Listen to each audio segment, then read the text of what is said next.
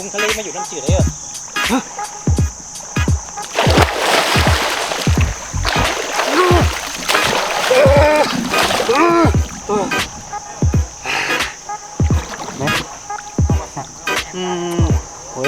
พี่กอกนี่พี่กันเลย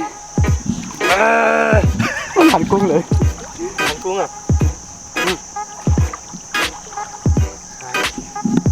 ไม่แข็งไม่แข็งหลับไม่แข็งมั้ยหมัดน้อยมีเลยอ่ะ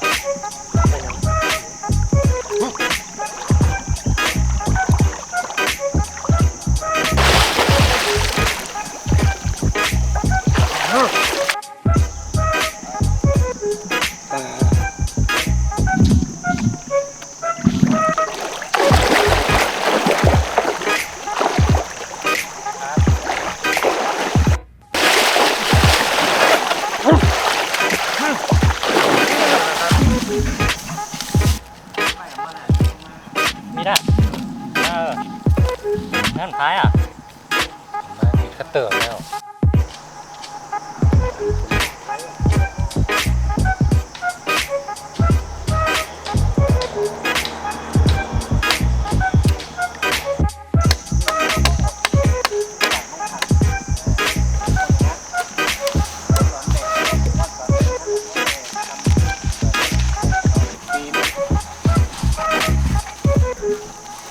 ไม่จำเป็นครับ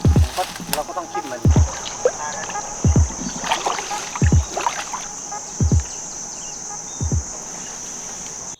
ย่างแม่อย่างผมนี่ก็คงอยากก็ยังอายุยังเด็กกันอยู่นะแต่ว่าให้มันเหมือนปุ๊บไปก้อนบิดเลยไม่กุ้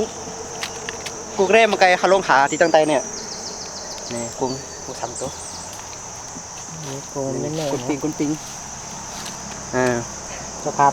ภาพมันไม่ได้นะครับปลาเนี่ยก็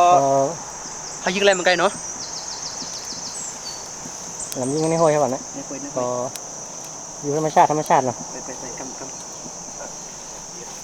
ปคำไฟก้อนบิดใจ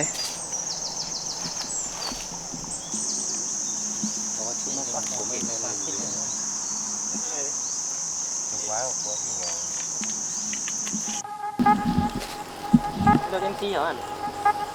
นั่นก็ตัดยกนิ้วไปเอามันน่ะอ้อมตันหันเนาะแต่ว่าทิ้งเอาอันนั้นปักหลังรถนั่นโดยยกนิ้วมาเอาละ